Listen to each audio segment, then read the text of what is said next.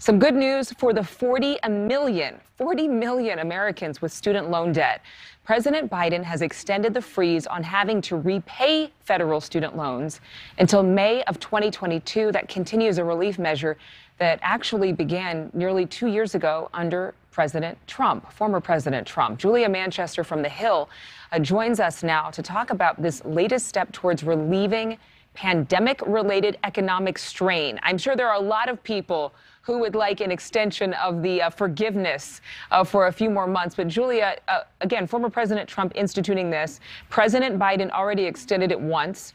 And then earlier this month, the White House said that they were not going to extend it past January. So they're changing their mind. So what does that mean? What does it really mean? Right. So essentially, Adrian, what it means is that through May, there will be a forgiveness on those student loans and that people can delay paying those student loans just a bit longer. Now, we don't know how long this is going to be extended after May or if it will be extended after May, but the Biden administration was clearly under pressure earlier this month from major players in his own party, including Senate Majority Leader Chuck Schumer, Senator Elizabeth Warren, really saying, look, we need to delay these payments and such and really put a pause on them for now. But the Biden administration is also under pressure to cancel an amount of student loan debt, particularly from progressives in the party. Remember, during the presidential campaign in 2020, President Biden essentially said he would be opening to canceling $10,000 per borrower in student loan debt. However, the administration says they're looking into, the scope of executive authority on that issue and whether the president would be able to move that far on student loan debt. I mean, that's a lot of money out of the $1.6 trillion in student loan debt to promised $10,000. Is that what I heard you say, to each borrower?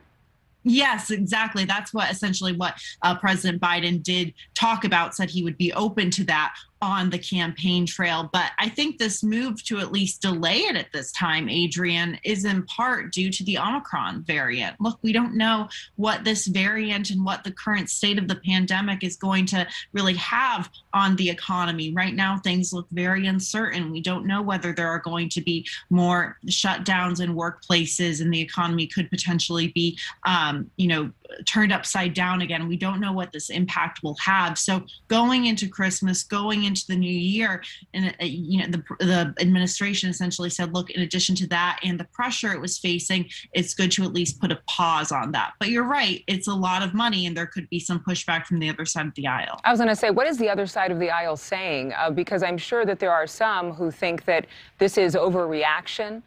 That at some point people have to be accountable to paying bills that they signed up for. Is there any of that sentiment coming out of Washington?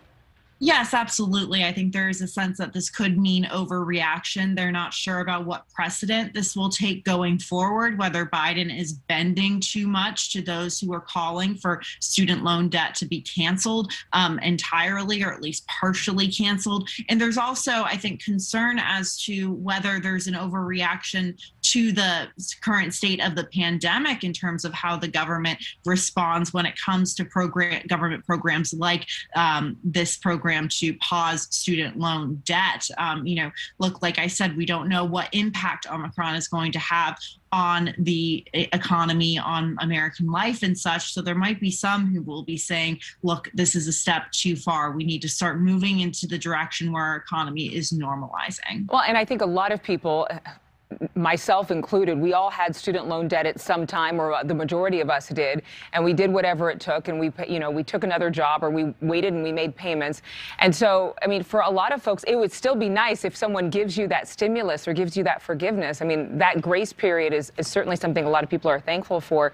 But what about any more relief to American families? For those, maybe it's not particularly about student loan debt, but many people had actually more disposable income in the midst of the pandemic because of federal help. Yeah, absolutely. More disposable income. Some would argue that maybe some families who are fortunate to save during the pandemic were able to save that extra money as well. But, like I said, I think this all plays into the politics of what's happening in Washington. And you are going to have Republicans saying we don't need to be injecting more money into the economy at this time. Republicans and Joe Manchin, I should add, would argue that we don't need more government spending at this time. However, Democrats very much still pushing this argument that we are still in a recovery, and programs that were included in the Build Back Better legislation that Joe Manchin essentially for the time being thwarted this past week essentially would have given Americans more money through programs like the child tax credit. Yeah, and again, because Build Back Better seems to be, or at least appears to be sidelined, a lot of Democrats are pushing the president to take action on this student loan that so many people are really burdened with. All right. Thank you so much, Julia. Have a wonderful holiday. Thank you, Adrienne. Happy holidays. Okay. Thank you so much for watching. Make sure to click on the red subscribe button below so you can get more of News Nation's fact-driven, unbiased coverage.